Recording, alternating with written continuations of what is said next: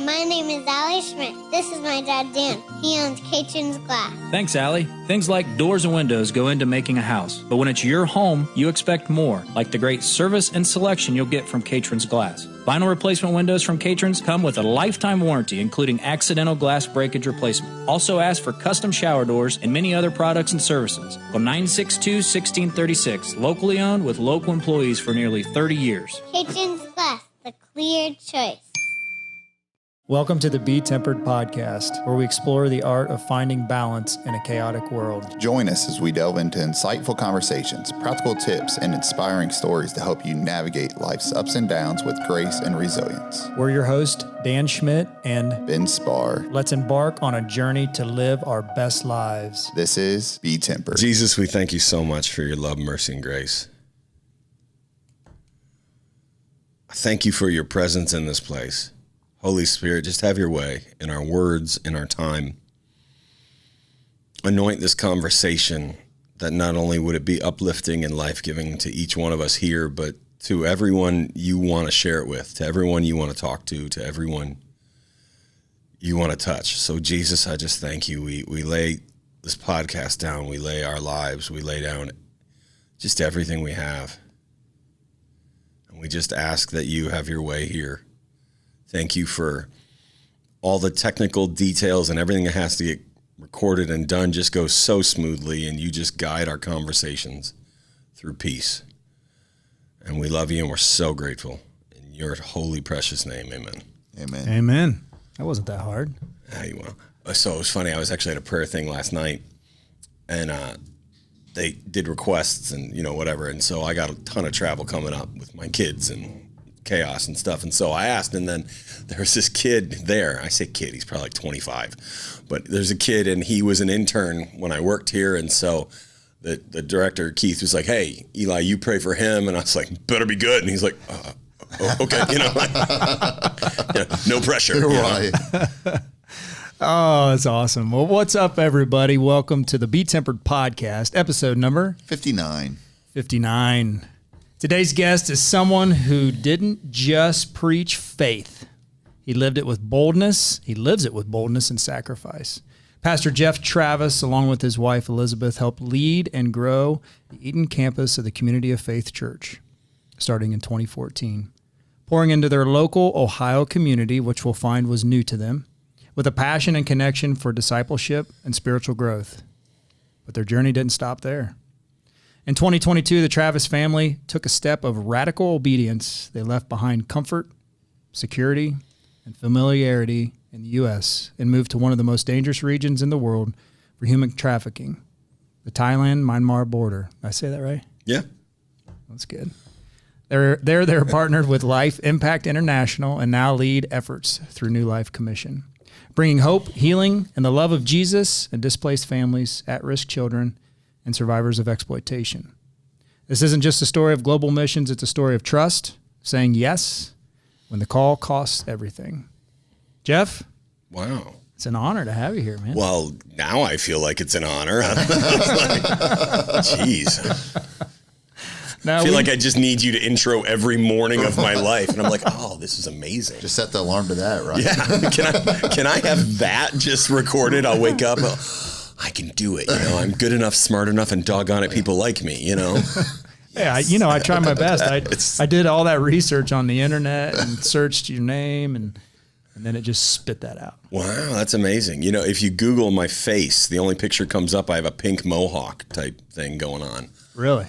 Yeah, I was a youth pastor, and I lost about my youth group, and I had to dye my hair, and it was neon pink for a whole week of camp. And so You didn't stick with it?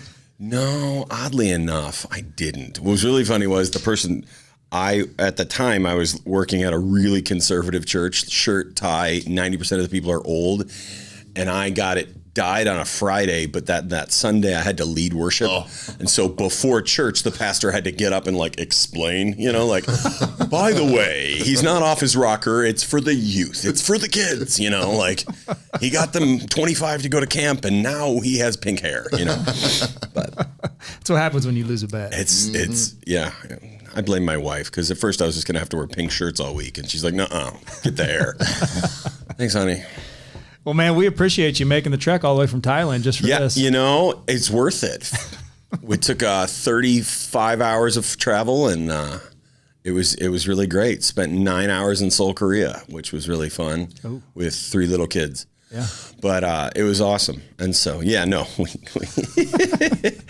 I love you, but this is the blessed bonus. That's right, man. Well, yesterday we spent a little time together. Got to hear your story because, you know, we knew each other. We were in Rotary together and been involved in different community events throughout the past, 9-10 years that you were here. Yeah. In the area. And, but I didn't know your story. And, boy, you had me thinking all day yesterday. I kind of felt bad. I was like, oh man, this is like a fire hose. Because, you know, how do you condense it's hard to condense a life. And then I've had unique opportunities, we'll say, to just have some interesting highlights and just things go on. Because we all think our story's normal because it's all we know. You know, and then because of my position as pastor and different things, I've gotten to hear other people's stories. And so you kind of see what's norm, what's not norm. And so there's a couple things in my story, in my life and in our journey that just kind of, I guess, stray from common, I guess you could say. A couple. It's pretty powerful, A couple of decades. And you call it opportunities. I would call it a calling. Well, yeah, I think so. I don't know any other, you know, it's kind of how you're programmed. You don't know what else to do. You don't know what else to be. Yeah. Eventually you just have to, you follow the best you can. But yeah, no, it's a calling. I don't know what else I do. I think we were talking one time, Elizabeth, my wife, and I were just hashing. It was one of the hard days and we're, you know, like, whoa, shoot, let's quit. Like, what else are we going to do? And, yeah, I really suck at everything else. Like, I don't know what I would do. Like, she's a nurse. She has like a degree, you know, she has education. I can talk, like, you know, but I know how to minister. And somebody's like, you could do real estate. I'm like, it sounds like a lot of paperwork though. You know, like. All right, man. Well, people want to hear this story. So how we start every podcast, just like we did yesterday when you and I were talking, is start from childhood, start from the beginning, and let's hear what life was like for you growing up in the stinky state of Michigan. Ooh. Well, it was a warm summer night, May 29th, 1982 at 4:30 in the morning. I was born 10 pounds, 6 ounces, 23 inches long. My poor mother. And then I got difficult. No, I grew up in a northern suburb of Detroit, Royal Oak, Michigan. And if you know anything about Royal Oak now, I like to say we lived there before it was cool because now it's very trendy. My parents bought their house for like $36,000, and now every street on the house has been torn down, rebuilt, and they're hundreds of thousands. It's ridiculous, but they still live there since 1980, and they bought the house, and so it's crazy. My dad was an engineer. My mom was a nurse. We grew up lower middle class, kind of just pretty chill, pretty average. I loved my neighborhood. I say I grew up in Leave It to Beaver because I don't know how else to describe it. Like, I remember having block parties once a year. We'd shut down the street, you know, suburb neighborhood, and we'd have a volleyball net across the road, and we'd have a barbecue in the middle of the road. And it was the one time a year I was allowed to drive in the street with my bike. So I thought that was the coolest. But it was very chill. It was very wholesome from what I knew, you know, I mean, it was all I knew. But it was a nice, tight little community. I grew up, we like to go camping. We like to go, we travel up north Michigan. Northern Michigan's beautiful, lake house, cottage, that kind of thing. My grandparents. I have one older brother. He's 5 years older than me. He is defined as one of the nicest humans on the planet, which is really fun. Because my whole life in elementary, because we went to the same schools, you know, but I just came 5 years later. And so I would get teachers and they'd be like, oh, you're Craig Travis's brother. He was the nicest boy. And then they just kind of look at me like, this is not going to be the same. And I'm like, yeah, thanks. Okay. You know, and so when I was 2, just random things. I spent my second birthday in the hospital. I was diagnosed, and I don't know how that works, with asthma. And so we used to camp all the time. And so not long after that, my parents had to go from tent camping to we bought a pop-up Coleman, 1986, with the Astro minivan. It was great. I was telling him yesterday, we actually still camped in that same Coleman. I took my kids in that same Coleman camping, although it was kind of rough. We literally, it was like the hottest summer ever here. So we took like a window unit and just like stuck it against the wall. And from the outside, it looked back, I got like 2x4s Jimmy rigged, just to try and not die. But I grew up just camping and everything when I was in about second grade going to school, elementary school life.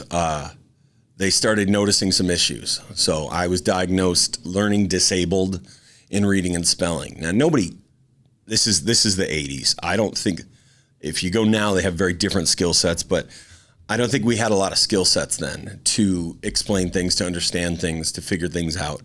And nobody really talked to me. I'm coming out of the generation where like my parents were seen, not heard.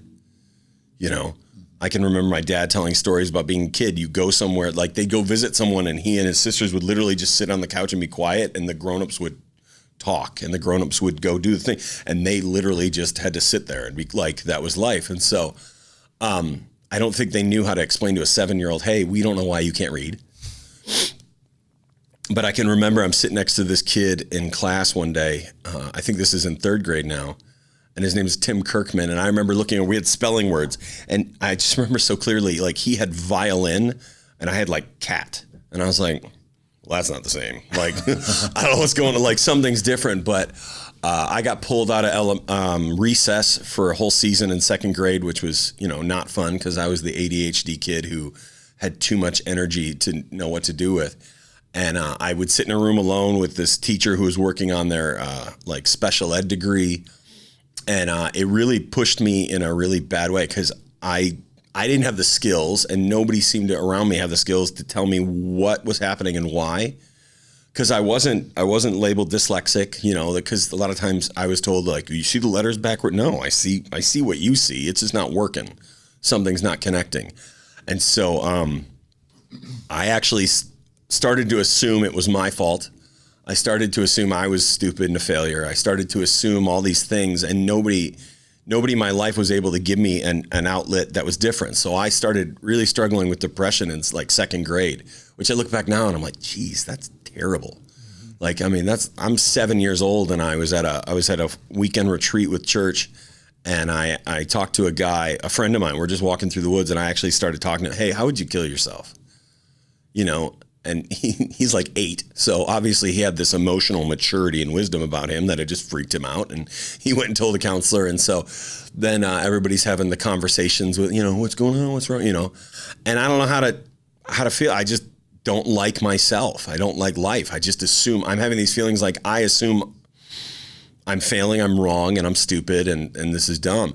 And I wasn't dumb. Like, I was clever, I was smart, I had other skill sets, I was good at math, I could do a lot of things, I was a great chameleon, but when it came to this thing of reading and this thing of spelling, I was lost, and it didn't make any sense. And we did the Hooked on Phonics, we did Sylvan Learning Center, they had me in special classes. I remember I spent I think half of 3rd grade in a room with like 5 other kids, and we just tried to do different things, and nobody could tell me, and I didn't know what was working. So in my, little kid brain, I'm looking around, I see everyone in my class.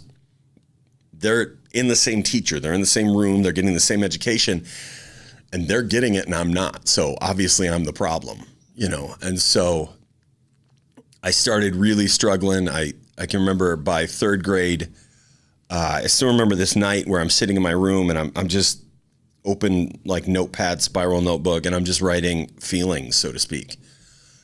And just everything about I hate myself. Life's better without me. Like it wasn't like a suicide note, but like it was just, I was vomiting a lot of hurt and I didn't know how to deal with it. And I really just assumed that I was causing problems for my parents. I'm causing problems for everybody. It would just be easier if I'm gone. And that's my little 3rd grade brain. And my mom came in, and because it was odd for me to be like in my room alone, quiet for so long. And she's kind of looked over my shoulder. She sees what I'm writing, and I'm crying, and I'm like, I don't know what to do. And so she started getting me some counseling. And it was like, okay, we need to get some help. And I was telling him yesterday, counseling didn't go well at first. I had a really bad experience with a counselor who was, I'll just say he was inappropriate, which was odd for like an 8-year-old kid. Things that I remember him talking about, had nothing to do with me or reading. They were like, I don't know if he was trying to relate with me, but like he would bring up sexual things. He would bring up perverted, like that's all I remember from my time with him. And I'm like, that, like going back now, I'm like, that's weird and wrong and I don't get it. But so we ended up, because he also did some other things that didn't go well and missed some appointments and had some problems. And so we switched and I got a new therapist, and I was in this cycle of where I'd kind of be okay. And then summer would happen and, thank God it's summer, you know, and I'm living for the summer. But then every fall school starts and I would just fall into this slump and I just hated life and everything about it. I also, like I said, I was asthmatic when I'm a kid. So it was another one of those areas where I felt different because I'm going to gym class or something would happen and I would start to wheeze, and then I would have to go to the office, and they had the sick chair in the office right at the end of the counter, and I'd have to sit in the sick chair and they'd have to bring me my inhaler, and I'd, you know, have to sit there until I was okay. And then I go back to class. So I'm not running or participating. I did have a doctor who said, you know, start swimming, which I'm like, that's right. I can't breathe. So let's put me underwater, you know, like. I'll cure it. Yeah, sure. During the summer, what'd you do for fun as a kid that you look forward to? Well, I had a great neighborhood. Like next door to me was Casey. Across the street was Wyatt. And then there was Marissa and Megan, Arnie and Zach. Like there was just kids in the neighborhood. And so, I mean, we just we just played. I mean, it's as funny as it sounds. Like I had a swing set and monkey bars in my backyard and a teeter-totter. We like to go up north. My grandparents had a cottage on a lake. So like the Memorial Days, the Labor Days, that kind of thing, we're doing that. My parents like to go camping. So we're doing the camping thing a lot. We didn't spend a lot. So my dad was pretty fiscally conservative. So we would save and then do like a vacay. And that was a thing. And so like maybe once every few years, we'd take a big trip. Like North Carolina one year, we went when I was 9, we did like a 2-week road trip out west. And that was really fun. We caravanned with one of my uncles and their cousins, and we Motel 6'd it, you know, across the whole place. And that was great. But that's kind of, you know, we lived in this Astro minivan, and that was our thing. And it was a stick shift, which is so funny to me to think about. I didn't even know Astros had a stick. Well, in '86 they did. It was pretty great. The bench seats and everything. But I went through this thing and I started swimming and that seemed okay. And that was kind of a little bit of identity. We grew up going to a First Presbyterian Church of Royal Oak, and church was fun. It was just fun in the sense that like I had friends there, but I didn't learn anything. I mean, as silly as it sounds, I mean, it was just be quiet, be good, behave. We got in trouble for messing around in the choir loft behind the pastor guy. Because I'm in choir, and you just like sit kids up front and expect us to be quiet. Like it's just not possible. I had a friend, and I don't know if people are still around, but I remember having a friend who we were doing prayer, and his name was Nathan, and it's like 3rd grade, and I think the teacher almost choked him out. Because we were supposed to be quiet and praying, and he just started walking around with his eyes closed, bumping into everyone during the prayer, and like he was grabbed and taken outside by an exasperated guy. Like I feel really bad now looking back, but I just remember, you know, we'd go to the coffee station and put like 12 packs of sugar in 1 cup of coffee, down it, and then go to Sunday school. And I'm like, those people have mansions in heaven for just putting up with us. But by the time, I mean, it sounds really dumb. By the time we got into communicants class, middle school, you know, we become a member of the church, you know, memorize the books of the Bible, memorize the apostles. Okay, cool. So the day we're getting inducted, I don't know how else you would say it, we go in front of the whole church, and the pastor, you know, I'm going to ask you this, you say this. I'm going to ask you this, you say this. I'm going to ask you this, you say, cool. And then he like throws a ringer question at us, you know, really tough theological stuff. At the very end, he goes, who is your Lord and Savior? we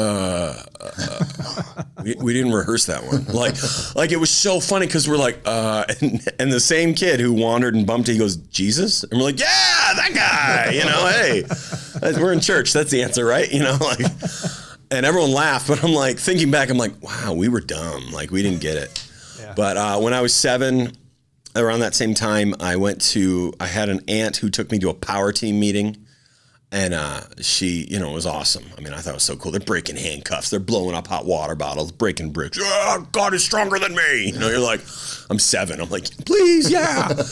But I went home and I asked Jesus to come into my heart with my mom. That was the first time I'd ever really heard the gospel. I didn't know. Yeah, I didn't know this. This wasn't stuff we discussed at church. It was mostly just behavior, be good, be quiet. And so I remember doing that. I don't really know. I remember being a little kid asking my mom one time, like, hey, how do you know, like our dude's the right dude? Like, how do you know? And she talked a little bit about faith, but my dad was the guy who worked crazy hard. My dad, I mean, if my brother, I don't know, maybe they're tied for nicest humans on the planet outside of Jesus. But I mean, my dad's the nicest guy, but I mean, he worked super hard. There were times where I found out recently, he was at one company and things were going a bit off. And then he literally, somebody came into him and was like, hey, I got this opening. I work at one of the big 3. They're hiring engineers, blah, blah, blah, blah, blah. Oh yeah, that sounds way better because this was going south. And so he literally quit his job and like a week, they put a hiring freeze. And so for like 2 years in the 80s, my dad just became a random handyman. And I mean, he's like painting houses. I had no idea. I'm like 6, 7 years old, somewhere in there. But he was, I mean, I remember thinking now as a father, as a provider, because talking to him now, it was this season where it's like, I don't know, like when this basement's done, I don't know what's next, because he didn't have a whole company. I mean, it was word of mouth. Yeah. I mean, and this is pre-internet. I mean, this is the 80s, this is pre-cell phones. Yeah. And so thinking back then, knowing later in life how hard he worked, the hours he put in, the money he saved, going, okay, like that makes a little more sense because, man, that would have been freaky for a couple of years, genuinely not knowing where your next bill's coming from, your next paycheck, and that kind of thing. And so I remember getting Kmart shoes.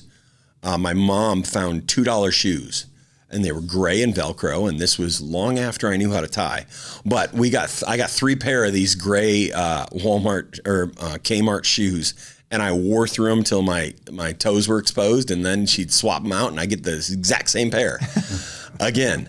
I remember not thinking that was cool because kids were starting to get name brand stuff, and I was like, I don't have that. I got Kmart, but whatever.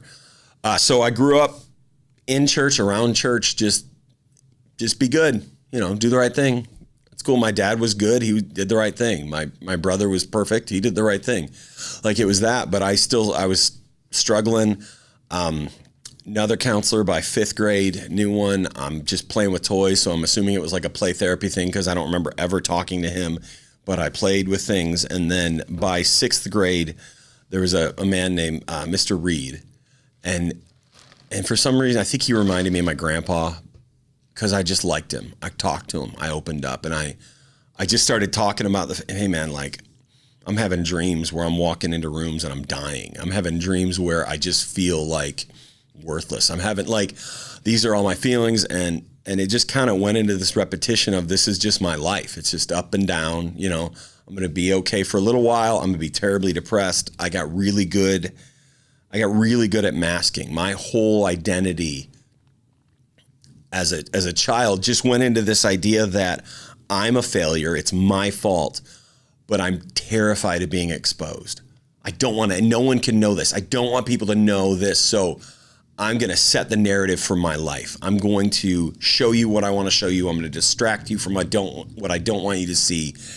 And I just started working really hard at that. And then the seasons where I couldn't keep it together, I just get really depressed and get in a funk and that kind of thing. But I did my best to be a chameleon because I thought that's what I needed to do to survive. I mean, life became about survival. I became really good auditorially. I could remember things, hear things. I got really charming because I needed teachers' help. I needed people's help. Like I needed to learn how to work the system, so to speak, to survive. And that was just kind of it. And so I ended up in special ed programs. And so my tests are getting read to me. There was a standardized test in 4th grade I remember taking, and I did the whole thing in like 10, 15 minutes because, I mean, it was like an all day thing, and I just filled that little sheet, you know, like dot to dot, and I'm making patterns. I don't care. I'm like, I can't read this. Like there's literally nothing I can do at this point. So I'm like, all right, here we go, you know? And at the end of the year, I got an outstanding score certificate. And so I just laughed because I was like, that's hilarious to me. I don't know what's happening, but obviously somebody like me made the thing because I'm like making patterns and stuff, you know. Perfect pattern. Yeah. Yeah, you know, I mean, it's great. You know, A, B, C, D, sure, all of the above. Why not? But it was challenging through middle school and everything. It was tough. I remember by 6th grade, I liked teaching. I liked people. I liked interacting with younger people. I had lots of younger cousins, that kind of thing. But by 6th grade, I liked the idea, but I didn't like school. And so we're at church, and my brother, who's 5 years older, he's in a youth group, and I got to go. My parents chaperoned a trip to Colorado when I was, my brother was like a freshman. And so I got to go. So I hung out with like the youth group in Colorado, which was a whole nother thing because we lost a kid on a mountain for a whole night, which was interesting. But that's another story. But I wanted to be a youth pastor in that time, and I didn't get it. I didn't understand. Like looking back, I didn't have great rationale for it. I didn't have a great example of a youth pastor. It's not like I was like, I want to be that guy. I just thought it looked like a fun job. And so I liked God. I thought he was cool. I liked teaching. I thought that was cool. And then I hated school. So I was like, how do I teach without being in school? And so youth pastor became what I was going to be. And that's just what I tell them. Hey, what are you going to do? So I remember being in a math class, and I was like, I'm never going to use this. And the teacher's like, what are you going to be when you grow up? And I was like, a youth pastor. And she goes, you're never going to use this, but you need it to pass my class. And I'm like, fine, you know, good answer, you know. But that was my mode. And then I roll into high school, and that's where swimming became a big identity for me. I started training at a different level with some people because I was okay, but it was just something I did for fun. You know, I was looking for I just wanted my little ribbon at the end of the meet, you know, those kind of things.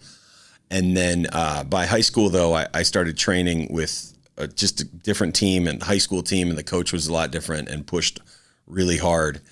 And so I, like my freshman year, I qualified for state meet. I qualified for YMCA nationals. My asthma started actually kicking in pretty hard. So I swim, but because of the mentality that I'm a failure, don't want to be exposed, I never wanted to be the one sitting out. Because I did that when I was a kid. You know, we do the mile and I just walk. I do that. Like, I never wanted to be the one sitting out. So, I mean, starting in high school, I would swim until I pass out. I'd swim until I couldn't, like I'd lay on the pool deck looking like a dead fish, you know? And it was what I did. In college, I took an EMS ride off the pool deck, which is something you always want to do in a Speedo. Just get carted away on a stretcher through the campus, you know, almost completely naked. You know, that's what the ladies like, you know, when you're in college. But it was my identity. I was the swimmer, you know, and I found home. And so I was able to then the depression was a little different because I figured out how to work systems. I had people who helped me. I was the poster child for the special ed department because at that time it seemed like a lot of the kids who were in special ed came out of either really rough backgrounds or they had they're doing drugs. I hate to say bad kid, but a lot of the kids in me would have been thrown into the bad kid category or whatever. And, you know, I'm the good little boy who goes to church every Sunday with his family. And so they loved me. They thought I was amazing. So I was the only special ed kid who was also in National Honor Society. You know, like it seemed like really weird, but the teachers, I mean, they're reading things for me. They're doing research things for, like they just loved me. I said the director of special ed at my school like crocheted me this blanket for graduation. Like it was a big blanket. I took it to college. I'm like, it's a lot of work, you know. At the time I had no understanding of how significant that was, but I figured out how to make things work. I figured out how to do a system. I figured out, and I got swimming. That's my identity. I'm in choir. And that's, because I was a swimmer and in choir. So like I shaved my legs and I sang. So I was obviously the coolest guy you knew. But it worked for me. Would you say that they were enabling you? Is that what, and you figured out how to work the system? Yes and no. Yeah, yes, I was being enabled. Yeah, because for a long time I would say that because it was my fault mentally, I just needed to work harder. And if I would have just worked harder, I'd have figured it out. If I'd have just done something different, like it was my fault, not their fault. And so I think honestly now I felt a little bit enabled because it made me feel weak to need things. It made me feel weak when I stood out. It made me feel stupid when I stood out. So I kind of bucked against that in some things. But I also had no other choice. Because, I took the SAT, ACT, I don't remember which one. I think it was ACT. ACT, I took the ACT, the one out of 36, with a tape recorder in a room by myself. And the whole thing was just on a cassette tape. I hit play and I have the test and it's reading it to me. That was my life. Otherwise, I'd have never taken the test. Like, it just wouldn't have happened. And so there was a degree where I pushed it. So, yeah, I learned how to charm and manipulate and just do whatever I could to work the system and work people and to help, but it became my survival instinct. Would it have been great? Now, there were other areas like swimming where I had a great coach who pushed. And so in areas where I'm not, like, because I have asthma, he's not giving me a dime, which I loved and I appreciated so much. But I'd love it because we'd be at a swim meet, away meet. And so I'm laying on the pool deck. I'm looking like a dead fish. The parents are like the timers and they're like getting their phones out because they're scared to call 911 or something. And I remember he'd like come over and like kind of kick my rib and be like, your turn sucked. And just walk away, and the parents like, oh my God, what's wrong with that man? And it was great. I thought it was funny. Like we'd make jokes and all sorts of things, and it was fun. He'd put things together and clear, he'd push on my chest and I'd flop a little, pretending I was dead. All that morbid humor that boys like so much. So in areas where I knew I could shine, I really pushed. But in everything else, I was hiding. I was hiding as much as I could. I was getting... And they didn't know they were enabling me. I don't think they knew they were enabling me because genuinely I needed the help, but like I knew how to push it and they were excited to help as much as they could be. And so through high school, just kind of battled with those kind of things, battled with depression, and it was seasonal, but I had enough things that I could focus on and celebrate in my life that it kind of balanced the scales. Like I had fun. High school was just fun. I didn't care about work. It was easy. I figured it out. Somebody's going to do my research for me and we'll get the paper in and it'll be fine. Like as goofy as that sounds, like that was my life. I think I did homework 4 times in high school because I had a whole class each day where teachers would help me. Like they'd read things to me. So I always had something extra, like I never had to take a language because they're like, you can't read English. Like, I think we're going to try and teach you Spanish or French, good luck, kid, so I didn't worry about it. It was great. Wish I had taken languages now, Yeah. Hindsight, missed that one. But just growing up and I'd say normal, but not normal. I really liked it. I'm in church. We went through 5 youth pastors. I keep hitting this thing, sorry. Went through 5 youth pastors in 4 years. So didn't have like a phenomenal mentor, guide. Didn't see anything. We'd go to like camps. I really liked camp because those people seemed to be authentic. I appreciated the authenticity. I remember I just didn't like church. They'd get up there and they'd read one verse, read another verse, and then talk about something that had nothing to do with it. We'd stand up, sit down, fight. Like, I don't know. You weren't allowed to be noisy. I wasn't good at that. But I really liked my friends. But when somebody would read from the Bible, it just made sense to me. So I can remember being in high school and just somebody read and I just talk. And that just seemed normal. And that just seemed easy.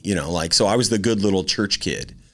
And that was my life and that was my identity. And I loved it. As much as I knew, I didn't know a ton. I didn't have a lot of exposure, but I just really liked Jesus. I thought he was cool. I thought he was real. I thought he was great. And kind of got me through high school into college. I went Division I, Oakland University, and I was a walk-on swimmer on the team. But then I still can't read. But you did graduate from high school. I did graduate from high school. I got a 3.8 or something like that. I did. I was the smartest dumb kid or the dumbest smart. I don't know which one they went through, but I was somewhere in there, I did graduate high school and go to college for a couple years. I went mostly to swim. I thought that was fun. My poor parents, they were so generous. And I lived at college, and I liked university. And like I said, I got to take a ride off a pool deck, which was really fun, at EMS. And I was on a conference championship team for 2 years, which was awesome. I remember thinking, because I was 8th and 10th in the state in high school, so I was up there pretty good. And then, I show up and I'm D1, and there's a guy, his name was Haitham Hassad, and he literally just come back from Sydney, because he was on the Egyptian Olympic team. And so I'm just like, oh, here's your towel. Like, I don't know what else to do. I don't know. This isn't even going to be. And it's like in events I couldn't even do. He's like 200 fly guy. I'm like, ugh, no thanks. Whatever. But I loved it. But college is where I got introduced to people who were excited about faith. I remember there was a thing called InterVarsity Christian Fellowship, and they literally met in a classroom, and they had this little Sony boombox, those little CD players, and they'd play like 3 worship songs, like Vineyard Worship or something. And I was like, this is amazing. Like, I thought it was amazing. I'd had a pipe organ my whole life. One time somebody brought a guitar, and you thought like half the church thought they were going to hell, but it's over. And it was acoustic, but like I'd never seen. So, I remember having like the biggest adrenaline rushes ever, just listening to this worship music, just thinking, this is awesome. Like this is like I would lose my mind. I remember like jumping back to my dorm one day after, like, I'm like, this is like, I'm freaking out. I'm like, I need to get like headphones and do this before a meet, I'll be listening to, Here I Am to Worship right before I swim, or something like that. And I just learned a ton. I ended up going to a non-denominational church in a middle school with friends. We'd carpool at a Sunday night service, and we'd all go there, and then we'd go to my friend's mom's house for dinner, which was awesome because she was a good cook, and it was amazing. So I'd eat 4 plates of food because I was a college swimmer. I remember those days. I love that. Yeah. I used to go to, you remember Boston Market? Oh, yeah. I get the family of 4 meal deal, and I would eat it alone. 1 chicken and like 3 sides, and that was my lunch, Still didn't like school, still didn't do good. I did enough to get by, figured out the classes. Athletes know the classes to take because we got to register first. So I remember being in an intro to Russian class, which was pretty much all athletes because it was an easy C. Teacher didn't care. It was like, I don't remember a thing. It was pretty funny. Intro to film, aced that one. I was pretty great. I told him I started with an elementary ed major because I thought if I can't be a youth pastor, maybe I can be an elementary school teacher. And at least, I read at a 3rd grade level because I graduated high school with a 3rd grade reading and spelling level.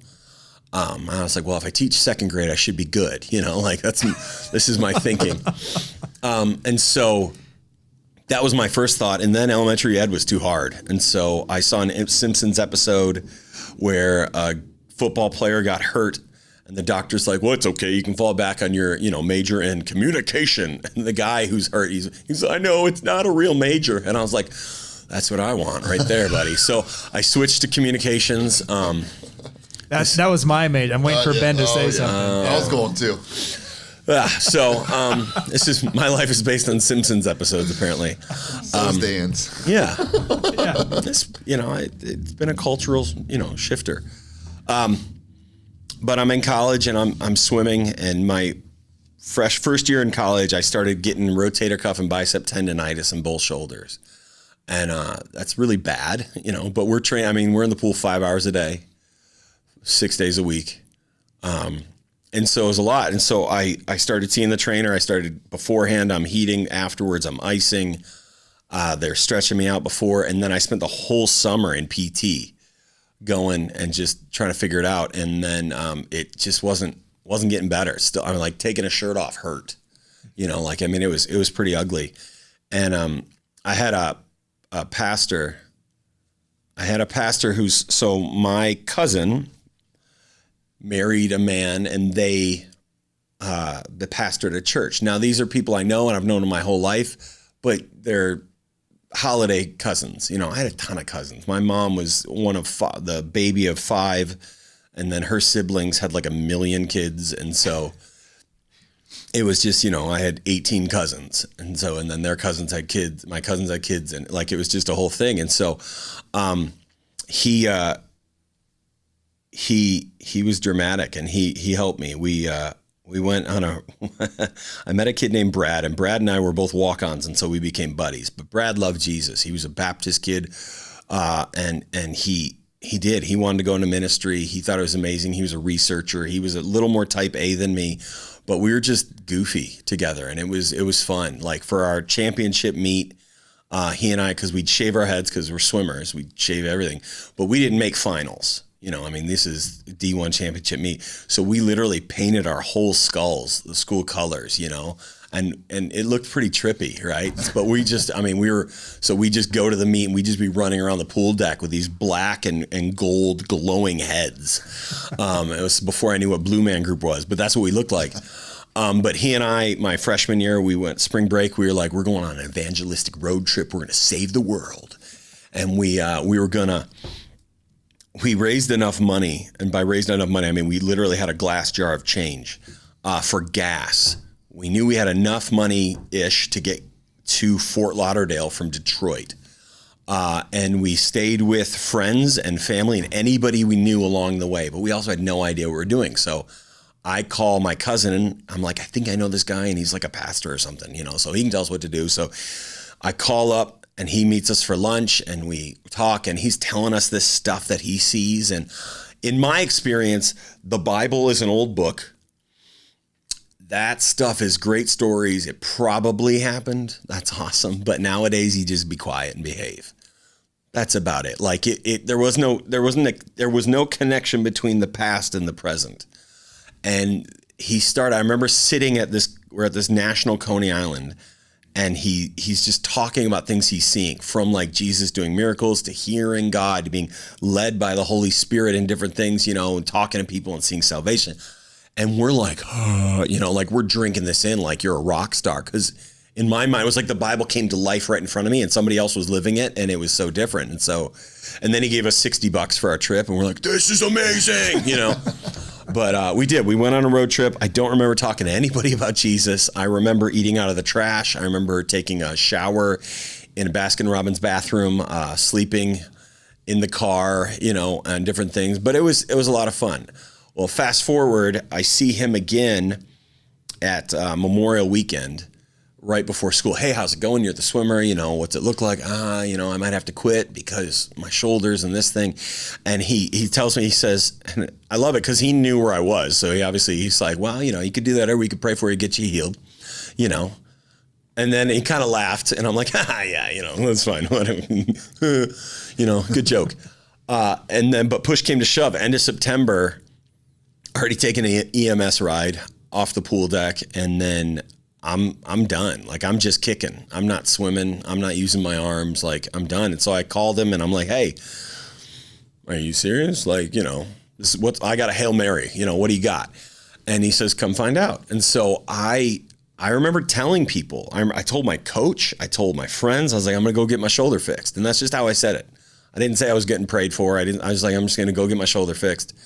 And according to my pastor, I was 45 minutes late for my appointment. I think I was much more studious than that. I assumed I was on time, but he had like 15 minutes with me before the next appointment, and I'm so mature, and I'm so into it. So we went to his house. We're sitting at his dining room table, and he's trying to read scripture to me. He's trying to build my faith because he knows I don't know anything about healing. I'm here to pray for healing. I was never taught that Jesus even does this anymore. I'm not taught anything what the Bible says about. I know nothing, and he knows I know nothing. So he's reading to me, and I'm just sitting there going, this is dumb. Aren't we going to pray? Like in my mind, I'm like, who cares? Like, yeah, read this. Okay, I'm redeemed from some curse, blah, blah, blah. You know, I'm like, aren't we going to pray? And, you know, I have such a good poker face, obviously, that he's totally picking up on my vibe of reverence and belief. And so he said, telling the story later, that he was going to wait.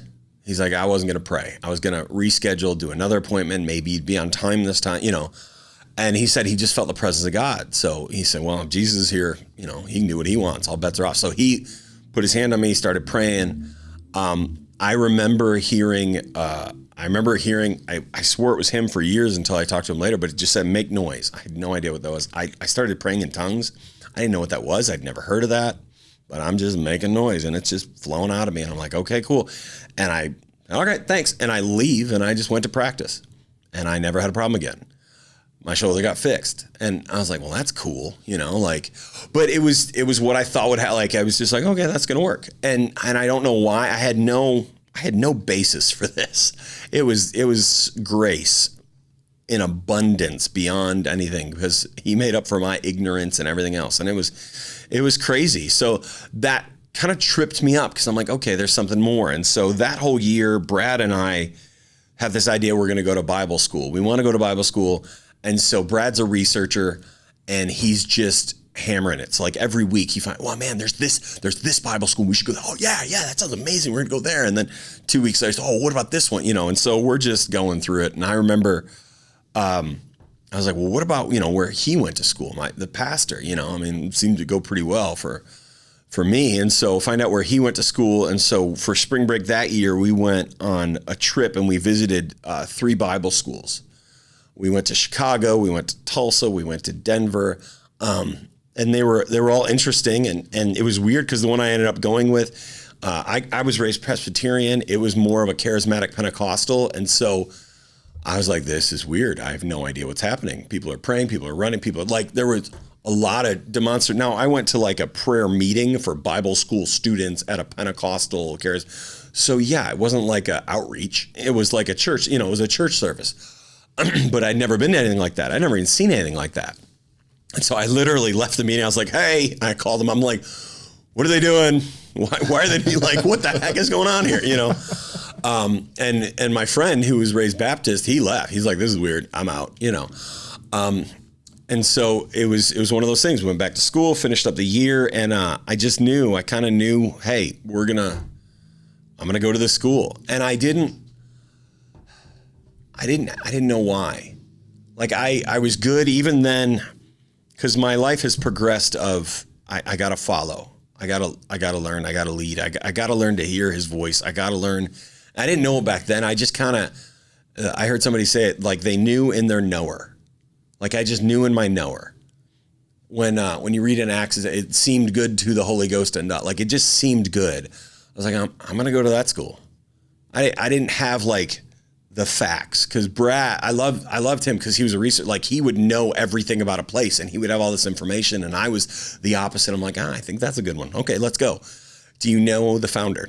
No idea. Do you know anything about the school? It's in Oklahoma. You know, like, I mean, I think I know the name of it. Like I was just ignorant, but it just seemed good. And that was my thing. And so I went to Bible school, and it was funny because I ended up being sent and given like, hey, do you know anything about this? I'm like, no. And there was some good and bad. And there was a lot of internet stuff about the founder, and there was internet stuff about the school and stuff, you know. And it was the beginning of the internet. This is 2002, 2003, you know, like we were all downloading stuff off Napster still, you know, burning CDs. And for those children out there, burning CDs is when you didn't set them on fire. You actually had to put music on a CD. And that was the whole thing. I had to explain burning CDs to like a 20-year-old recently. And so he's like, why were you burning them? I'm like, never mind. Just a ritual we did. Yeah. It was something we did for the music gods, you know. But I did. And so I found out, I'm like, oh, I can't go here. This place is crazy and blah, blah, blah. But it was one of those things to where like a week went by and I was like, man, I really thought you wanted me to go there. So I made a bargain, and I told Guy, I'd give you a week. If this is kooky, I'm out. Give you a week. If this is wackadoodled, I'm out. We talked a lot yesterday, so if I skip anything, just let me know. You're like, hey, that was a weird thing you said, yesterday. So I go there, and the first thing they do, I get registered, and it was so funny because things I didn't understand. I love this because this helped me so much later in life. But I remember I'm standing in line, and the guy in front of me starts talking to me. Now, I don't know anything. I am green. And I remember him looking at me, and he goes, man, I know God called me here. And I'm like, cool. How? He's like, I got my acceptance letter, and the devil lost his mind. He's like, my car broke down. I had this bill come in. My cat died. Like, he went through this litany of attacks of the enemy, or something happened. And he's like, I know I'm called. I'm like, wow. It's amazing. Like, literally, I'm like, oh, I wonder if I'm called. Like, I had no idea. Like 10 minutes later, person behind me, and I know it was a girl, and she's like, oh, I know, man, I know. She's excited, and she was from somewhere like mid East Coast, and she's like, I got my acceptance letter. Somebody paid my tuition. I found an apartment. It was like every box got checked. Every miracle happened for her to come.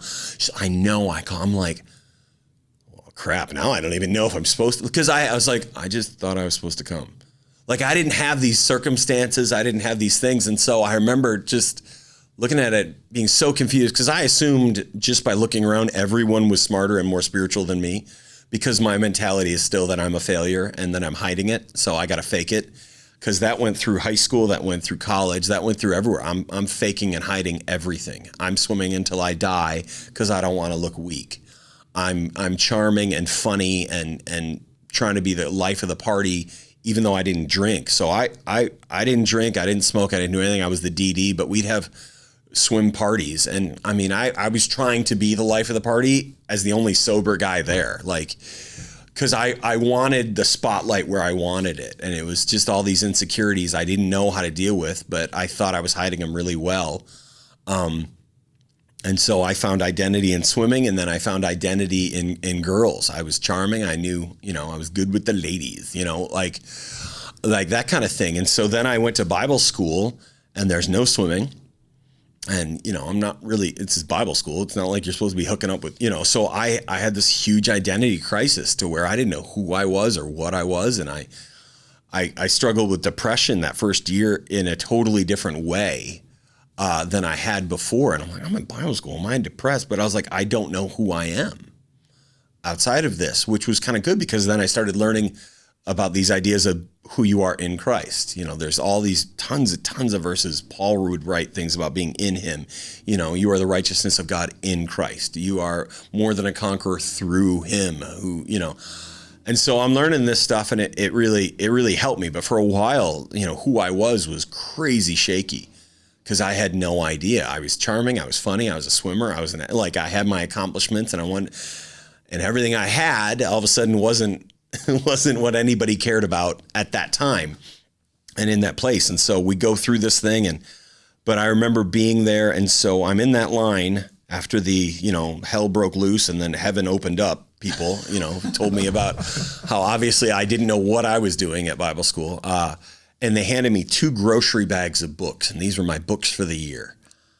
And I was like, awesome. Are these on tape? I had nothing. Because I don't think they had a special ed department at Bible school, it was lecture halls, and it was, and it turned out like the book was like half your grade. Like, it was like, the exam, one of the questions was, did you read the book? Yes or no? And God's watching. So answer, honestly. So my mom calls me, and she says, all right, send us a list, because she knew what was coming, send us a list of the books. Your aunts and I will read them into, tape recorders, and we'll send you the cassettes. And I just was like, that's so dumb, because it felt enabling. It felt childlike. It felt weak. It felt, so many things it felt. And I was like, all right, I didn't like it. I didn't like it at all, because I felt exposed. To think that I'd have all these cassette tapes that my mommy and my aunts were reading, while they were eating salads for lunch or something. I always thought it was weird that my aunts would always eat salads for lunch, because I didn't think that was a real meal. But I told God, I was like, all right, I mean, if I'm here, if you called me, if any of this stuff is true, I go, you got to fix this. I mean, this is stupid. So I found the smallest book in the bags, and it was this mini book, and it was called Threefold Nature of a Man. And I sat and I go, you got to fix this. So I sat down and I read it, just the whole book. And then I called my mom and I said, I'm good. Don't worry about it. And that was it. Like, I was okay. Like, I wasn't the best reader in the world. I wasn't but I mean, I could read, I could comprehend, and I read my books at school, and I was still a procrastinator. So the night before finals, there was times where I was drinking pots of coffee, just reading every page just so I could check the right box, and not lie. But it was crazy, because I went to this Bible school and they're teaching, about things that I had experienced and didn't know. They start teaching about healing. I didn't know anything about healing, but I'd been healed. They started teaching about the Holy Spirit and, speaking in what tongues was, and going through, 1 Corinthians 13 or 14. And then Acts chapter 2, all this stuff. And I'm like, oh, I did that, and I'm looking around. I want to tell someone, I'm like, I did that. And everyone's like, yeah, so did we. I was 7. And I'm like, fine, I'm in college, whatever. But I mean, I loved it. Like, it was like everything. It was funny because I got kind of mad because I felt like it was everything nobody ever told me. Like, I've been in church my whole life, and I was like, nobody told me this. Like, what the heck? And it's on me. I never studied the Bible. I never read it for myself, and I couldn't, but still, regardless, I never pushed. At the time, I was the best I knew. Like, my youth group, friend group, everything, I was the best I knew. So I thought I was doing good. And then I show up and, there was people here practically walking on water as far as I was concerned, and I'm still this half heathen guy, had no idea what I was doing. And so it was unique. And then I meet this group of friends. I met my wife. I got seated next to my wife. She wasn't my wife then, because they assigned seating, and that's how they just took attendance. You just in a row, you signed in, blah, blah, blah. And so we were assigned seats. So 3 classes, we were assigned seating next to each other. Now, I stopped wearing long pants my freshman year in high school. I wore shorts every day of the year in Michigan. 20 degrees, sweet. I'm wearing shorts. I don't care. I'm a shorts and a t-shirt guy forever. I go to Bible school, shirt and tie. I didn't like that. And I had enough rebellious nature in me that I knew the dress code and never broke it, but I stretched that thing. So I'd be in this blue Hawaiian shirt and a red bow tie, and I'd be sitting in class. And I'm right. I remember borrowing, I had this Larry Boy clip-on tie. That was my friend's, it was his 6-year-old son. So it came just barely to the bottom of my sternum. I'm just sitting, looking back, oh, that guy's such an idiot, But my wife was perfect, she grew up very conservative. She grew up on a farm in Kansas. She grew up non-sarcastically. And most of my dialogue came from Dumb and Dumber and, Multiplicity. There's Adam Sandler movies was pretty much half the things that I came out of my mouth. I'm pretty sure she just quoted scripture all day. And so I thought she was really stuck up. She thought I was incredibly obnoxious, and we were both pretty right, So I changed seats 2 out of the 3 classes just to get away from her, which is, so cool and so smart, of me. But mutual friends, we ended up just kind of being in the same circles. And I remember she got invited. I got invited to her birthday party by someone. It was birthday. And I'm like, well, what do you want? And she just goes, a piano. And I'm like, okay, I'm poor. But so being the charm, I go, I give great hugs, and she goes, I prefer the chocolate kind. And I'm like, okay, so I'm getting nowhere with this, because I had the self-deprecating humor, the charm, blah, blah, blah, blah. And she didn't play any of that game. It was weird. It was my friends used to joke, Elizabeth is super nice to everybody unless your name is Jeff. Then she's just going to cut you down. And so, of course, you marry her. But we dated a little bit, and we started dating. But my first year at Bible school, that group of friends, they tell me, halfway through the year or something, they're going on a mission trip. They knew a missionary. They're going to Argentina this summer. And I'm like, that's cool. Where's Argentina? Like, I don't know anything. In high school, Presbyterian church, I went to Mexico a couple times and we built churches. So cement work in Mexico, we're building churches. And I thought that was a lot of fun. Really hot and sweaty, but really a lot of fun. And so I was like, that's cool. So I want to go to Argentina. So I find out, I get signed up. I figured out, call my parents, I figure out money, and I'm set to go. And, but I mean, this tells you how I live in this ignorance thing. I literally showed up to the airport. I'm going with John Smithwick Ministries International to Argentina. That's what I signed up for. I'm at the airport and I meet some guy and I'm like, hey, who are you? And he's like, I'm John Smithwick, like of John Smith. And I'm like, oh, cool. Like, I have no idea. Like, I'm sure he's like, oh, why are you here? Like, who let this kid in? I did. I was all zeal, no wisdom. And I just was like, this is awesome. But we went on this trip, my summer after my first year of Bible school. My brain's already exploding because I've learned more in, 1 year than I thought my whole life. Like, I thought heaven had opened up and I was almost glowing, I was just so jazzed by this stuff. And we go and it was pure evangelism. It was, we'd go to schools, we had like a drama and we had a clown and we were just doing a pure gospel message. Jesus can save you. Here's how. Jesus can heal you. Let's pray. And I'd never done that. Like ever. Like I talked a little bit, to my friends about Jesus, a little, little things, but I had no idea. I had no idea how to simply share the gospel. Because and even today I find in church, if somebody said, hey, tell me the gospel, like tell the gospel to someone who doesn't know, like that's hard for people. Because especially in the United States, we're leveraging, they probably know about Easter.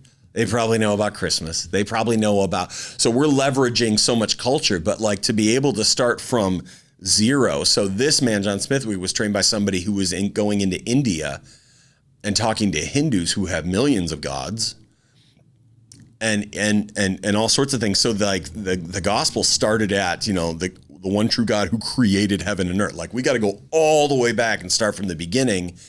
And it was crazy. So I'm seeing people, get born again and give their lives to Jesus, like believing our message. I'm seeing people get healed. Like, this was 2000, I think summer 2003. I'm sitting on a stage and I was just waiting for my turn, and it was kind of the end. And there's this little kid, and I can still see him in my mind. He's a little kid. He's like 2.5 years old, somewhere in there.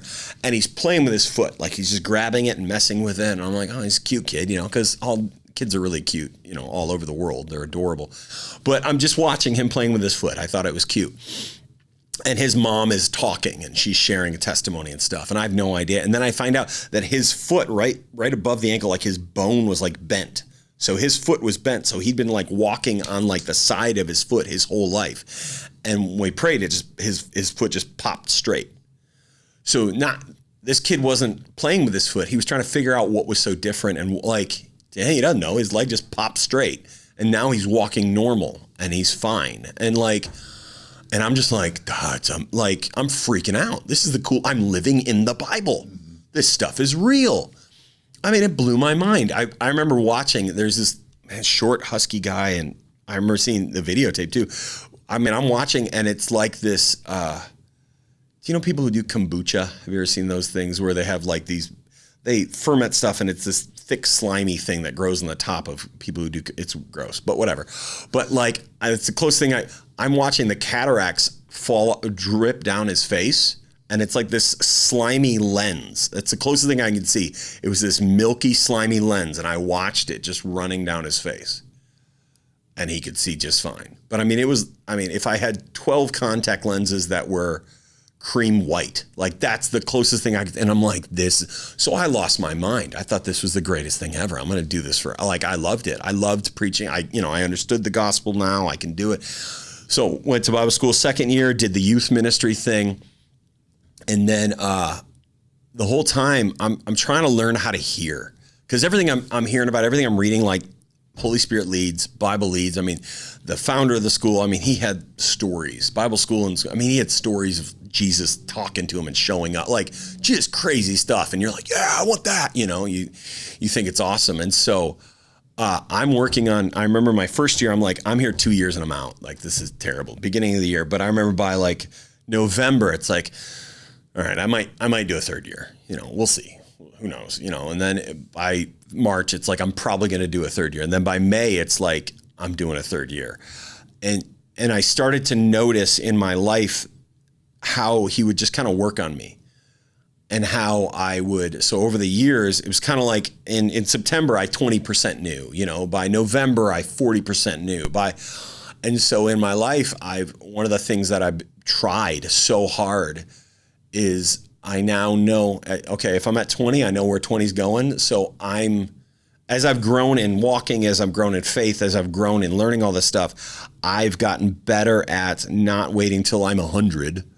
Like, I've just gotten more comfortable knowing, all right, I'm 20, I'm 30, I'm 40, I'm good enough. Like, I don't have to know everything. I know where it's going.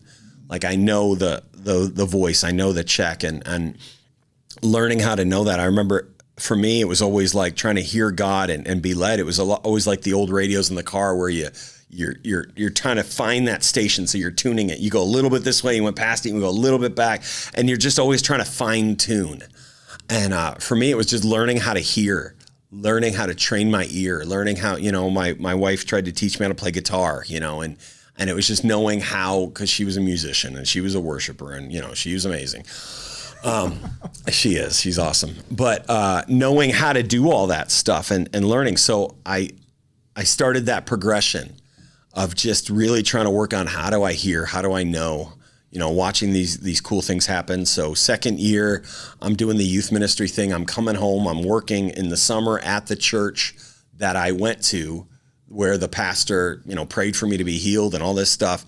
I'm working at my cousin's church in the summers with the youth group, trying to help out. And then I go to third year, and it's great and it's awesome. And at third year, Elizabeth and I are dating, like officially, you know, we were like friends plus, so to speak. And second year, everybody knew we liked each other, but it was just a whole thing, you know, it was stupid drama and whatever. But we started dating. And then in November, it was so funny because I remember being at a conference in November, and Jesus told me to dump her. And I heard two things. Like he told me something, like he wanted me to pray for somebody and kind of gave me specific things to pray for. And then he also told me to dump her. So I fleeced it out. It was like, all right, well, I'm going to do that one. And if that was you, then I guess this one was you. You know, like I had to test, because otherwise I was going to be like, get behind me, Satan. You know, like, obviously you're wrong. And so I went, and I ended up, I remember I went to a friend's and I knocked on their door, and I go inside and I'm like, okay, this is weird, but this is what I think I'm supposed to pray. And this is what I think God said. And they just started bawling, and, you know, I was like, oh crap, it's right. So I literally remember, I dumped my wife, and I remember breaking up with her. And I remember how it sounded, because we were in a car in a driveway, we're talking, she's crying. And I know, because I was the first guy she ever dated, ever.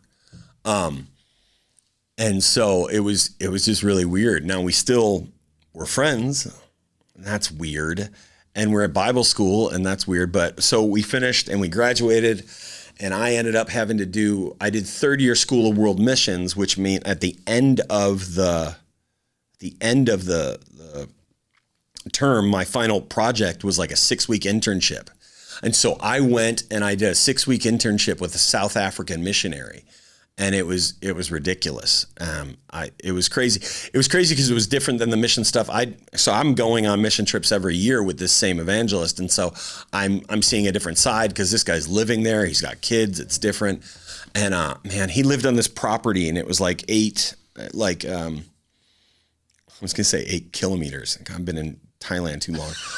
It was like 8-acre property. And there was this granny flat in the back. It was like this little house in the back of the property, and that's where I was staying. But every night, I love him. He's like, every night, he's like, hey, watch for snakes, because I got to walk through the grass, you know. And he'd tell me, oh yeah, I saw this 8-foot viper here, and I'm just like, So I'm out there looking for snakes, you know.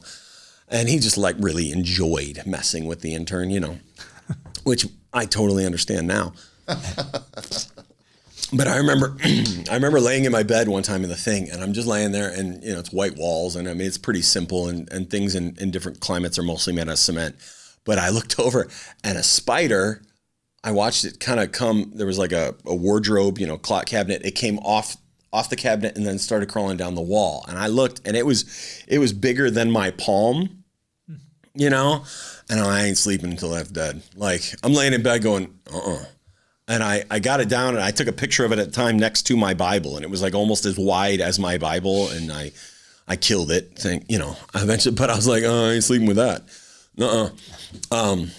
And so, but it just opened my eyes. I saw so many cool things. And so we traveled, I have too many stories to tell, it was the second time I had a gun pointed at me. I thought I was going to die in Malawi, because we were at a checkpoint. So we're traveling, because this is just too funny not to. We're traveling to do a mission in Mvumba, Malawi. We're going to do an outreach, and there's 5 of us now. There's the missionary, a pastor from Missouri, his son-in-law, me, and then this other guy from South Africa who was a missionary in Zambia. And so we're driving, close your eyes and think of like an African road, like middle of nowhere. Everywhere you look, there's nothing for all day. There's just nothing. And we drive up to this hut, and it's literally a tiny hut, and there's 3 guys with AKs, and it's a checkpoint. And they're in their 20s, and I don't speak what they're speaking, but they're basically shaking down. They want to bribe, but they're going through all our equipment, and it's hot, and we're waiting, and we're just hanging, and it's like forever. And so finally, the South African guy literally walks over to one of the guys, throws his arm around him, and grabs and twists his nipple. And all 3 of them literally shoulder their AKs and start yelling at us. And I'm like, I'm gonna die. This is it. Like, this is it. Goodbye. You could throw my body in that ditch right there, and a lion or something will eat me later. You move the hut a quarter mile down the road. No one will ever find us. Sorry, Mom. And it was probably less than 10 seconds, but it felt a lot longer with people like holding machine guns at you. Like, I mean, me to you, like they're pointing a gun at me, yelling in a dialect I don't understand. I'm like, and then they laugh. And we go. And I'm like, you got some big brass, like, holy. He's like, I was tired of waiting. And I'm like, and that's your answer. Hey. Find the guy with the gun and squeeze his nipple. That'll get you through. Like, what the heck is going on? So, it's the first guy I've ever heard that's been saved by a purple nurple. I know, right? It's good. The Lord works in mysterious, I wouldn't make a doctrine out of it, but he's got some big balls. I was like, I don't understand. He was off. We're just going to say he was a bit off. No. He made fun of us for putting on bug spray in Africa, and the missionary's like, when was the last time you had malaria? He's like 2 months ago. I sleep for half a day. It's fine. And you're like, he played rugby in South Africa. Like he was something else. But I mean, it was amazing. So graduate Bible school, moved to Michigan, and I'm working at the church. And I still was rebellious. I remember making a faux hawk into my hair for my first day of work because I didn't want to be conforming to because I mean, this was a shirt and tie suit every Sunday church that I'm working at as the youth and associate pastor. And so they had so much grace because I thought I knew everything and didn't know anything all at the same time. And they worked with me and loved me. And so I got to be a youth pastor, and I learned a lot. I sat at the pastor. He was so gracious to me. Now it was a weird dichotomy because one, we're family. So there's a lot of odd mixtures, but then also ministry's tough because when you're the pastor, you're always the pastor. And so you're never vulnerable with, like, there's this limit with people around you, and it ends up becoming most of your world. Like your whole world becomes your church. So who can you talk to? So you need other people that aren't. And so I kind of became a weird sounding board within and it was just because it was family. Like so many things just got muddy. And I had no idea what I was doing. And, you know, they'd never had like a youth pastor before. Like, so it was a lot of muddy things that went on through there, just trying to figure this out. But I learned, I mean, I got to sit with him at counseling sessions, and he was a good counselor. Like, he'd sit and people would talk, and he was brilliant. Ministry sessions, we'd go and do old lady Bible studies, or we'd go pray for people, and we'd go do things. So I learned so many things about practical one-on-one praying and ministering, and the Holy Spirit just leading you at his side. It was a great education. So I'm there, I'm doing mission stuff, and I'm working at the church, and then I end up in Peru, and it's been a year and a half since I left Bible school. I'd seen Elizabeth a couple times. I went to a graduation, I went to a thing, and I just saw her, but it was whatever. And we end up in Peru together. And I think if I hang out with her, I know my charming self, I'm going to flirt, I'm going to lead her on, and I don't think I'm supposed to marry her because God told me to dump her. So instead of flirting with her and being nice, I was a total jerk to my, and the more of the story I tell, the worse I get. So we'll just kind of summarize. But I mean, she would sit next to me at a meal, and I'd get up and move and I didn't have the intelligence or skill set to actually communicate. I was just a jerk. So that went well. My cousin, she was actually on the trip. She's like, I'm embarrassed to be related to you. I was like, she's like, you're an idiot. And I'm like, but I work for you, so, but it was. And so, but I couldn't, so we came back, I'm in Michigan, and I couldn't get her out of my head. And so I keep messaging, and she's awesome, because she's finally like, hey, what are you doing? Like, all right, why are you talking to me? Like, if she's like, sit or get off the pot, that kind of thing. And so I was like, all right. And so we started dating in September, long-term, because she lives in Tulsa and I live in Detroit. We got engaged in April. I flew there and I broke into her apartment and woke her up, because that's the way you really want to start every relationship. And I used a Taco Bell hot sauce packet that said, will you marry me? And that was what I gave her to propose. I did other things too, but and then she moved to Michigan in August, and we got married in October. And so that kind of started our family and journey. And we're trying to figure out marriage, and we're trying to figure out ministry, and we had no idea, because we didn't have a lot of healthy boundaries. We didn't have a lot of healthy understanding. There wasn't great community for us. Everyone in the church I worked at was either over 45 or under 19, and we're stuck in our mid-20s, and we're the only mid-20s there. And so we just really didn't know what we were doing. We had no clue what we were doing. And so neither one of us had great understanding. And so I was just ignorant and thought everything was great, and she was struggling, because she went from like Kansas small town to like Tulsa was like a massive city for her. Now she's in Metro Detroit, the king of sarcasm and frustration. And, we're just not friendly folk, in general. And so it's just major culture issues and shock. And I am just so dumb, and I don't see any of it. I'm just blissful. I'm like, I get to have sex. This is great, because I'm a young Christian guy. I was a virgin when we got married. So was she. Just barely. I'm the only guy she's ever kissed, like she was amazing. She was perfect. And I was still a heathen and an idiot, but, so I was just excited, and youth group was fun, and church was fun. And we were trying to figure things out. And so we liked missions though. And I knew I wasn't a pastor.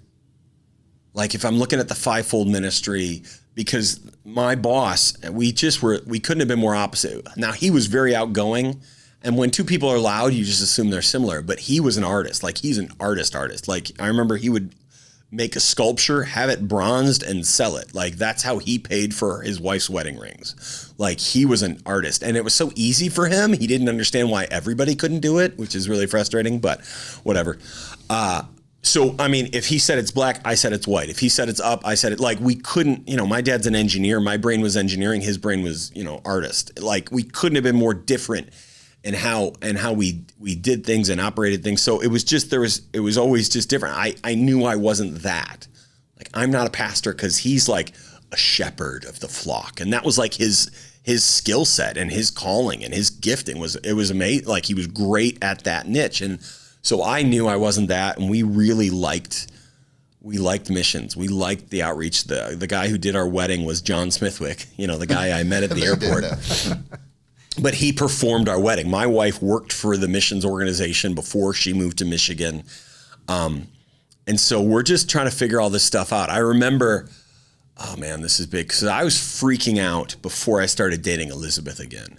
Because I'm a youth pastor, I'm a minister. I know I don't date for fun because I'm also living in a fishbowl. I can't just date anybody. And I was freaking out. And I remember literally I was living with my parents and I'm on their back porch and I am yelling at God. Like I need a pillar of fire. I need a cloud. I need you to write it in the sky. I need audible. Like I need massive This is a big, big decision. Do I date her? If I date her, I will marry her. Should I marry her? Bible school told me the most important decision you make is who you marry because they will either make or break ministry. They will make or break your life, Okay, so I'm freaking out about all this stuff. And because I'm assuming big decision, big confirmation, big voice, God, come on, bro. Like, I'm not settling for anything but skywriting and fire, like this. But I genuinely am on my knees. And I remember talking to two wonderful women in my life. One was my cousin and the other was John Smithwick's wife, a woman named Martine. And they both, in the same verbiage at different times, told me I was an idiot, which is so encouraging, which is just, but I remember so clear, they go, he'll lead you the same way with the big things as he does the small things. You don't get a different leading. That still small voice was something tiny, still small voice, something big. You got to learn the voice. You got to learn, you're not getting a pillar of fire. He won't give you one just to spite you for feet's sake. And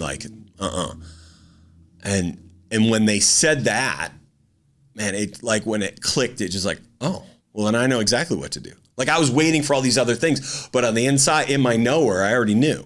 I already knew in my knower. I just wanted something more. I wanted something outside. I thought big decision, big problem, big risk, and it wasn't. It was everything's the same. It's always the same. It's down on the inside. It's that spirit of peace. It's that peace that passes understanding. It's the still small voice. It's the knowing on the inside. And so we started dating. We got married, lived there for several years, worked at the church for years, learned a lot, screwed up a lot, was stupid a lot. We started a couple of years into marriage. We started trying, which I always think is funny because it's oh, so you're having more sex? We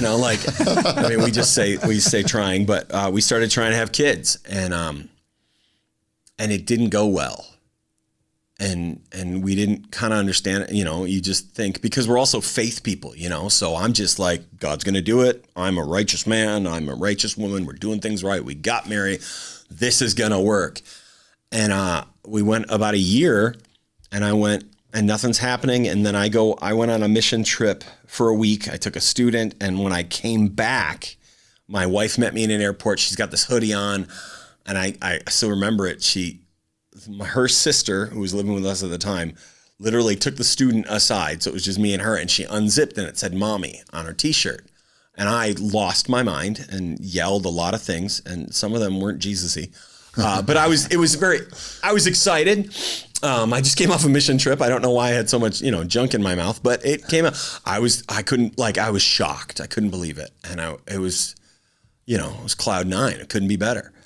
And so we come home and we start, we took my parents out to dinner and she did the hoodie and the shirt and it was awesome, and we are going through this. And about 3 weeks in, 4 weeks, somewhere in there, she starts bleeding pretty heavy.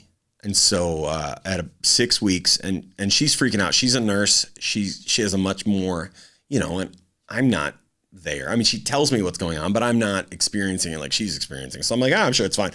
I have my faith. It's going to be okay. God's got us. We can do this, in Jesus' name, you're okay. Because I'm putting everything into it. This is what I think I'm supposed to do. And so we went to the first ultrasound at a little over 6 weeks. And I just remember the lady, she's just looking and she's looking and I'm just watching her face and she's just I'm really sorry. Like there's nothing growing, you know, like I could see where you're pregnant. I could see what, you know, but you're not where you should, you know, like there's nothing there. And so, it was surreal. It was kind of it confirmed what my wife believed, but I just didn't get it. It didn't make sense to me because I'm like, that can't be true. That can't be real. I honestly, I think up until that time, I didn't know anybody because once upon a time, I think miscarriages were more something to be ashamed of. They weren't openly talked about probably for a while because I never really heard somebody talk about it. I didn't really fully understand it. I didn't know anybody who had one because people didn't talk about them a lot. And so I was really ignorant, and I was also really ignorant on how to help. But I mean, I remember there was an actual day where she actually miscarried, where, I mean, she spent time in the bathroom and physically, you know, left our baby. And like that day was just, I mean, it was long, it was painful for her. Again, I'm a failure because I can't get my wife pregnant. I'm a failure because I can't help her with this. I'm a failure. You know, I'm this great man of faith with everybody else. I can go to a foreign country and I'd seen it. I'd seen crazy stuff. I literally remember I was on a stage and I looked at a dude and he'd been paralyzed for 14 years on half his body. And I told him to stand up and he did. And he started walking. And I didn't even know it, actually. I said stand up and I was doing other things. And then like a crowd starts freaking out and somebody had to tell me what happened. Because working with Jesus is like being a participant and a spectator in the coolest sport ever all at the same time. Because you're like, yeah, I got to do that, but that wasn't me. Like I couldn't have been more ignorant if I tried, you know, like, but I can hear the sound booth laughing at me. That's great. Thanks. So I don't know why I'm failing in my own life so much. I don't know why it feels like I can't. Because again, and maybe I didn't know how to ask the right questions. I didn't know how to open up. I spent so many years as a child trying to protect that I didn't know how to be vulnerable because I had nobody telling me it wasn't my fault again. But I didn't open that door to anybody. I didn't seek anybody. I didn't look for it. And there wasn't anybody in my sphere that I had created relationship with to do that. So I'm a young husband. My wife's miscarrying our child in the bathroom, physically going through hell. I'm sitting in the living room, you know, just going, I suck. I'm worthless. Like, this is terrible. Like, what? Obviously I'm failing, you know, something's wrong with me. And so, but I mean, that was real for me. I had no idea because I didn't have any other context. Nothing else made sense. I know God's still good. I know he can do anything. Obviously the problem's on my end.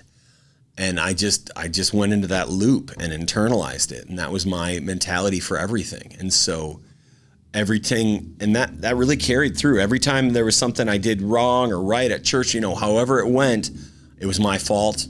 Just for me, like I'm failing. So I'm doing everything I can in life just to hide my own inadequacies, hide my own failures. I'm avoiding anything that's challenging because in my experience as a kid, if it was hard, I'd fail, I'd get exposed. So just stick to what's easy. And my wife grew up on a farm, which means it was the opposite. If it was hard, you just work harder. You know, you wonderful farm people. I don't know if you're a farmer, but I know he is. But if it's hard, you work harder and you get it. And for me, I didn't have that experience because no matter how hard I worked as a kid, those words weren't coming. So I just learned if it's hard, you avoid it because you're going to fail and look stupid. And so I would do that and everything. And it caused problems in marriage. It caused problems at work.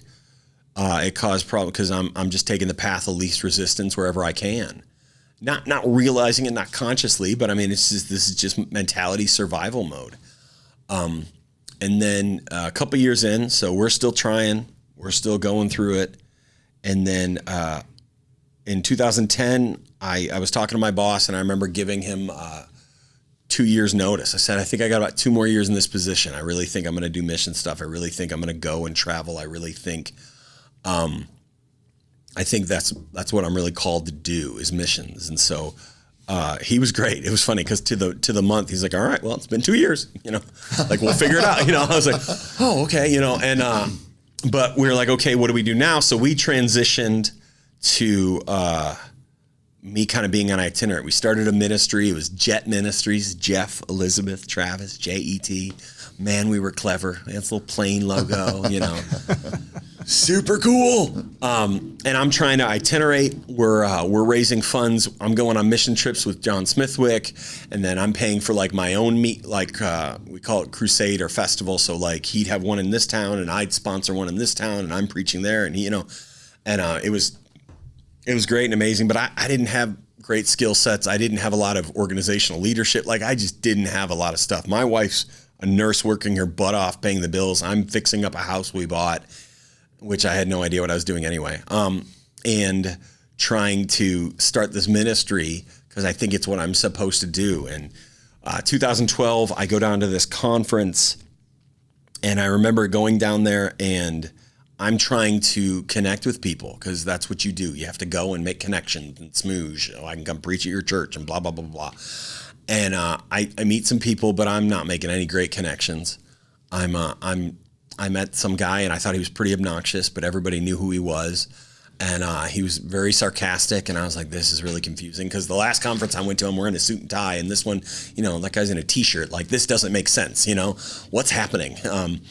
And so I leave, and I'm like, okay, I don't know what's going on. I'm sleeping on a buddy's couch, it's goofy. I had fun. I met some people, but, it's not, my phone wasn't ringing off the hook. And like a week later, he actually called.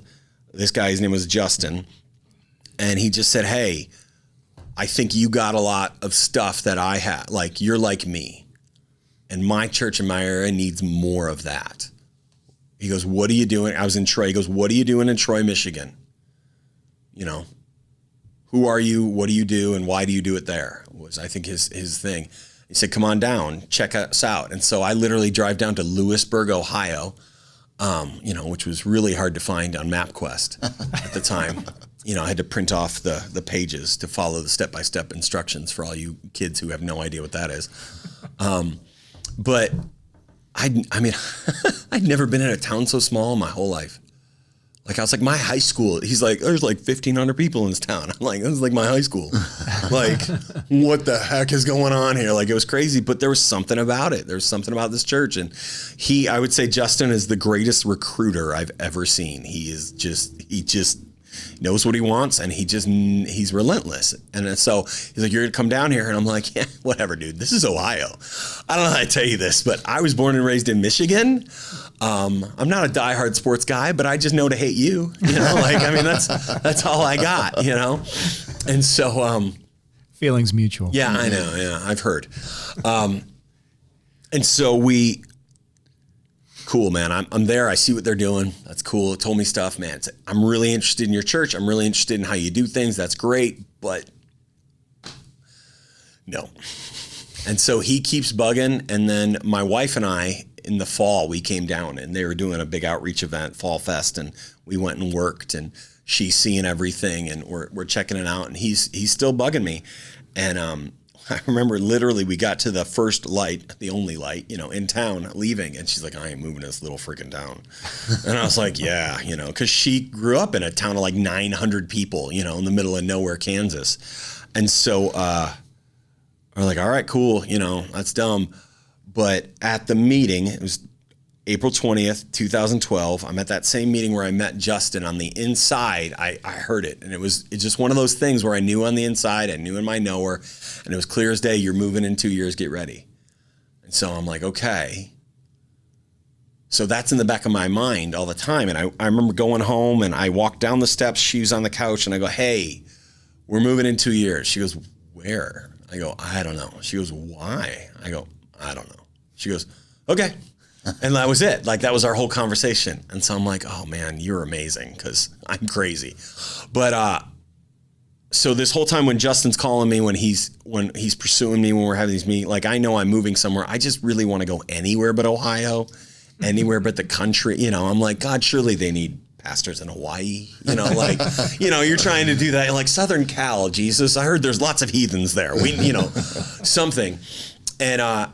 And he just, it was the no and the knower. It was the 20% 40%, by, cause when in November, it's like no way to this town, but by December, it's like, oh, well, we're going to go somewhere, and then January, February, but then by April, Justin's up in Detroit for a conferencing meeting thing. And I literally go, we're moving to Ohio to come to your church.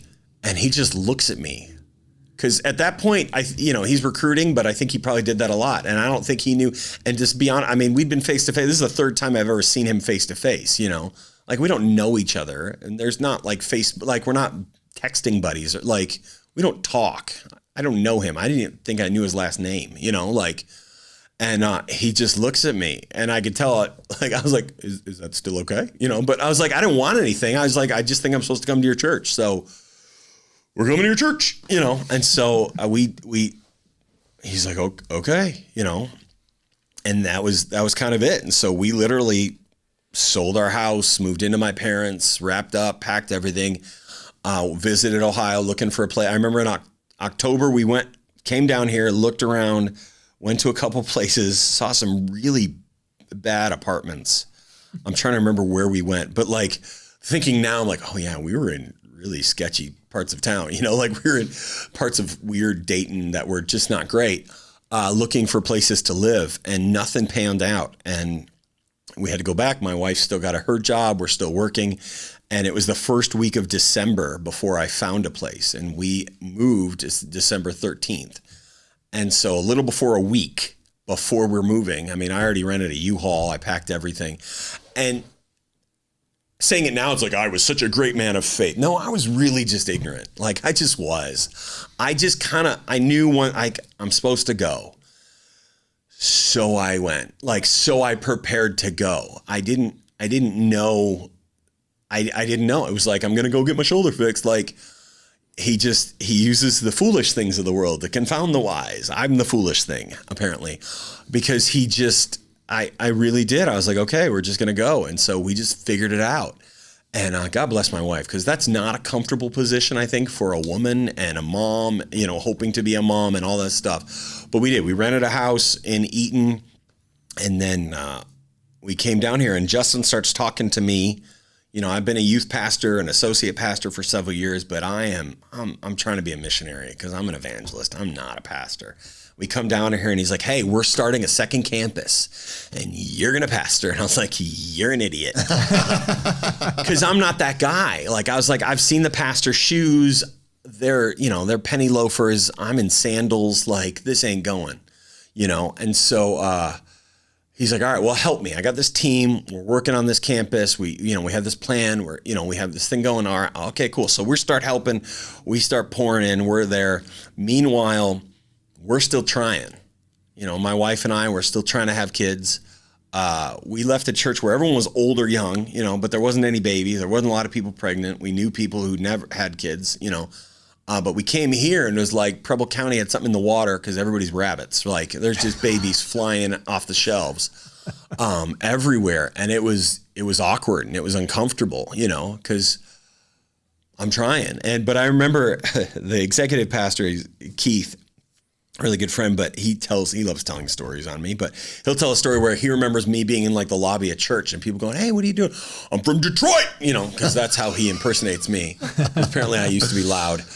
And they're like, what are you doing here? I have no idea. I came to go to church. But I had, because people in Michigan, they're going, why are you going on? I don't know. Do you know anyone there? I know a guy. What are you going to do? I don't know. Where are you going to live? I don't know. Like I had no answers for anything. I didn't have a job. We just got a house like a week before. I had nothing. I had no reason to go, but it was that knower. And I developed my own little system to where I would test things. So before, weeks leading up and my 20% knowing and my 40% knowing and growing that knower, I started saying things out loud. I started saying, I'm going to stay in Michigan where my family is, where my friends are, where I have a lovely house that I really like and I just got nice. And I have this and my wife has a job and it's good. Like best scenario. And I'm just down on the inside, it's like somebody offered me a liver sandwich or something that just, I don't want that. And then I would say out loud, again, I'd hit pause and go, I'm going to move to the butthole of America, Ohio. I don't know anyone. I don't have a job. I don't have a reason. I don't have, like, I'm painting the worst, like, I will die of some disease in Ohio. Like, I'm painting the worst picture. And just down here, it's peace. And I'm just like, come on. Like, I'm trying to convince him as much as I can, but I was like, I can't shake that. And I was trying to test it as much as I could. And I did that over and over and over. Like I'm saying, I'm by myself speaking out loud. And I mean, just on the inside, I got nope and yes, a red light, green light all day. And I'm just like, all right. So we did. And I had no idea what I was going to do. I had no idea why I was going to go. But it just seemed good. It seemed right. And, you know, looking back at history, like that seems to be my life. I didn't know about the Bible school, but I thought I was supposed to go, so I went. I didn't know about, you know, the wife, but he said go, and so I married. I didn't know about Ohio, so I moved, but I moved to Ohio because he said it. And so long story short, because not that any of this is short, but we're going, you know, we're up to 2006, you know, or something like that. But we ended up coming and was on this committee, and we're helping start it. And we're like, okay, we're going to help launch this campus. They're starting a church at a YMCA. Sounds good. We'll figure it out. You know, I'm here to help. And Justin and I got matched. Our task, you know, dividing things was to find the pastor. All right, cool. So I remember walking into his office, and this is in like March of 2014. And I walked in his office. I'm like, hey, do we want to go to a conference? Do we need to go to a Bible school? Like, hey, what are we going to do to get this ball rolling? And he just looks at me and goes, it's you. I'm just waiting for you to hear from God. And I was like, whatever, this again, you know, whatever, you know, idiot. And then that day I went and met my wife for coffee at Roscoe's, and it's when the couches were up front, and she's sitting there and I'm walking behind the couch, and I'm telling you, you're never going to believe what Justin said, you know. Hi, my name is Allie Schmidt. This is my dad, Dan. He owns Catron's Glass. Thanks, Allie. Things like doors and windows go into making a house, but when it's your home, you expect more, like the great service and selection you'll get from Catron's Glass. Vinyl replacement windows from Catron's come with a lifetime warranty, including accidental glass breakage replacement. Also ask for custom shower doors and many other products and services. Call 962-1636, locally owned with local employees for nearly 30 years. Catron's Glass, the clear choice.